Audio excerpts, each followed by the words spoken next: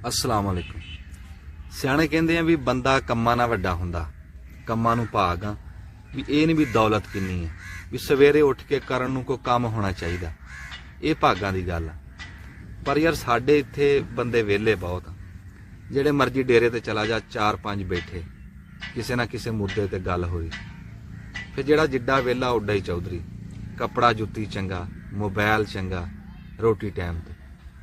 ये थोड़े जे गुस्से वाले भी हुंदे, अक्के जे इन्हां नूं कह दो फलाना बंदा कोठी पा रहा, फट बोलणगे हराम दा पैसा।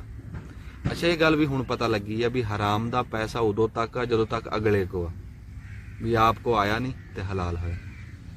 अच्छा फिर जिहड़े वेले आ ना, ये तुहाडे कागजां 'च वेले आ, इन्हां नूं कोई काम कह के देख लो, इन्हां कोई मिंट दा टाइम नहीं। हाँ जी, तू नवीं सुण, सवेरे इत्थे डेरे बाबा बैठा, वो मुंडियां नूं कहंदा आखे कोई काम धंधा करया करो, मैं नौकरी की 60 साल की उम्र च मैं रिटायर होया, हुण आखे अपनी नींद सौना, अपनी उठदा मौजां ते आखे सकून।